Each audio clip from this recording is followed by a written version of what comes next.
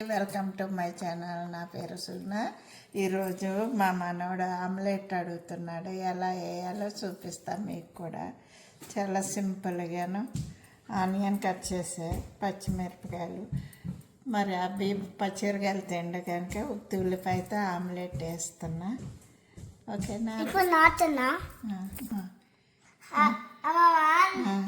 నాతో పాటు ఆమ్లెట్ వేస్తావా? ఎంత నీకు ఉల్లిపాయ వేసా కదమ్మా, నువ్వు కలుపుతావా? ఇగో ఉల్లిపాయ వేసాను. నీకు కారం ఉంటుంది కదా, పచ్చిమిరపకాయలు వేస్తాను. సరేనా? వాటర్ కలుపు.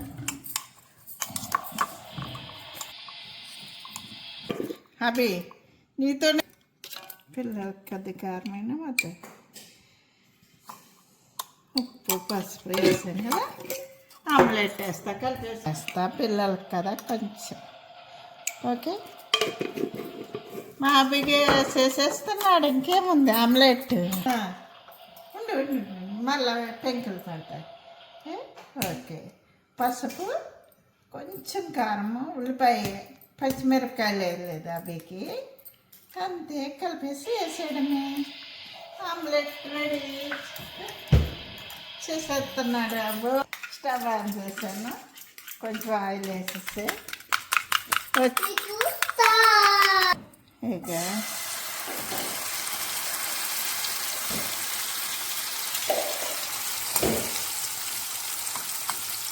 అవి ఆమ్లెట్ రెడీ అయిపోతుందో.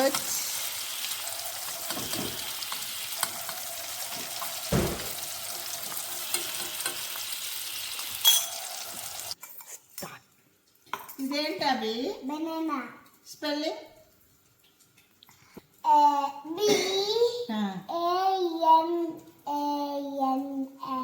గుడ్. బనానా. ఇది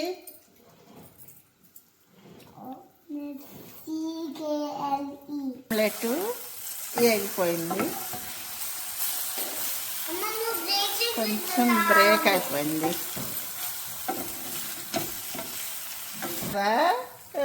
మామూలుగా స్పూన్ అట్ల పల్లి లాంటిది అనుకో, మంచి బాగా వస్తుంది. ఇదేమో బాండీలాగా ఉంది, పెన్నంలాగా ఉండాలి కొంచెం ఎక్కువ. అదే ఇది వాడితే బాగా వస్తుంది. ఆమ్లెట్ ఇదిగో రెడీ. తినే అవి నీకు ఆమ్లెట్తో మంచిగా ఎట్లా ఉందో చెప్పు. మీ పచ్చిమిరపకాయలు వేయలే కదా, మంచి బాగుంటుంది.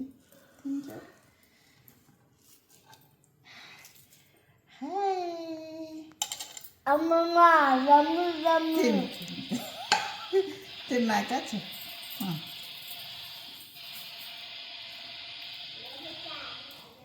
ఇట్లా పిల్లలకి చక్కగా అన్నంలో కలిపేసి, మా మనవాళ్ళు ముగ్గురు కూడా, పాపలు కూడా బాగా ఇష్టంగా తింటారండి. ఇట్లా ఆమ్లెట్ కలిపేసి పెట్టేస్తే ఈరోజు సరదాగా ఆమ్లెట్ వేసి పెడతాను. అవునా? తిని మీకు నచ్చితే లైక్ చేయండి, షేర్ చేయండి. మోర్ కావాలంట మా బాబుకి. బాగా నచ్చింది ఆమ్లెట్. మోర్ కావాలంటున్నాడు.